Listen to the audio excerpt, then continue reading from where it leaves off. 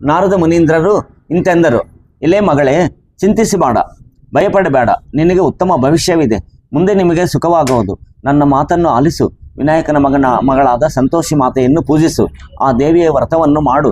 ಹೀಗೆ 16 ಶುಕ್ರವಾರಗಳು ಮಾಡಿ ವ್ರತ ಮಾಡಿದರೆ ನಿನಗೆ ವ್ರತ ಪ್ರಭಾವದಿಂದ ಸಕಲ ದುಃಖಗಳು ದೂರವಾಗುವವು. ದೂರ ಪ್ರದೇಶದಲ್ಲಿರುವ ನಿನ್ನ ಪತಿಯು ನಿನ್ನಲ್ಲಿಗೆ ಬರುವವನು. ಮುಂದೆ ಪತಿಯಿಂದ ಕೂಡಿ ನೀನು ಸುಖವನ್ನೇ ಅನುಭವಿಸುವಿ. ಚಿಂತಿಸಬೇಡ. ಆತ್ಮಹತ್ಯೆ ಮಹಾಪಾಪ, ಸದ್ಗತಿ ಅಲ್ಲ, ದುಡುಕಬೇಡ ಎಂಬುದಾಗಿ ಹಿತವಚನಗಳನ್ನಾಡಿ ನಾರದ ಮುನೀಂದ್ರರು ಕರ್ತವ್ಯವನ್ನು ಸೂಚಿಸಿ ವ್ರತವಿಧಾನವನ್ನು ಆರುಹಿ ಅಂತರ್ಧಾನರಾದರು. ನಾರದ ಮುನೀಂದ್ರರ ಹಿತವನ್ನು ಆಲಿಸಿದ ಸತ್ಯವತಿಗೆ ಜೀವ ಬಂದಂಗಾಯಿತು. ಅಲ್ಲಿಂದ ಮರಳಿ ಬಂದಳು. ಅದೇ ಶುಕ್ರವಾರದಲ್ಲಿ ಸಂತೋಷಿ ಮಾತೆಯ ವ್ರತವನ್ನು ಆಚರಿಸಲು ಸಂಕಲ್ಪ ಮಾಡಿದಳು. ಸತ್ಯವತಿಯು ಪ್ರಯಾಸಗಳನ್ನೆಲ್ಲ ಸಹಿಸಿಕೊಂಡು ಕಷ್ಟದಲ್ಲೇ ಶುಕ್ರವಾರ ಸಂತೋಷಿ ಮಾತೆಯ ವ್ರತವನ್ನು ಭಕ್ತಿಯಿಂದ ಮಾಡಿದಳು. ಸೌನಕಾದಿಗಳೇ ಕೇಳಿ.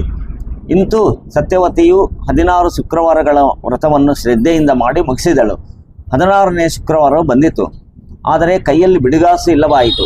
ದೈನ್ಯಾವಸ್ಥದಲ್ಲಿ ಸತ್ಯವತಿಯು ಬಂಧುಗಳನ್ನು, ಹಿತೈಷಿಗಳನ್ನು, ನೆರೆಹೊರೆಯ ಶ್ರೀಮಂತರನ್ನು ಹಣಕ್ಕಾಗಿ ಯಾಚಿಸಿದಳು. ಅದು ಪ್ರಯೋಜನವಾಗಲಿಲ್ಲ. ಯಾರೂ ಕಾಸು ಕೊಡಲೊಲ್ಲರು. ತನ್ನ ವ್ರತಕ್ಕೆ ಭಂಗವಾಗುವುದೆಂದು ಭಯದಿಂದ ಚಿಂತಿಸಿದಳು. ಅತೀವ ದುಃಖದಿಂದ ಮರುಗಿದಳು. ದಾರಿ ತೋರದೆ ದೇವಿಯನ್ನೇ ಮೊರೆಹೊಕ್ಕಳು. ಸರ್ವಮಂಗಳ ಸ್ವರೂಪಳು, ಭಕ್ತವತ್ಸಳು, ದಯಾ ಸಮುದ್ರಳು ಆದ ಸಂತೋಷಿ ಮಾತೆಯು ಮುದುಕಿಯ ರೂಪವನ್ನು ಧರಿಸಿ ಪೂಜಾ ದ್ರವ್ಯಗಳನ್ನು ತೆಗೆದುಕೊಂಡು ಸತ್ಯವತಿಯ ಬಳಿಗೆ ಬಂದಳು.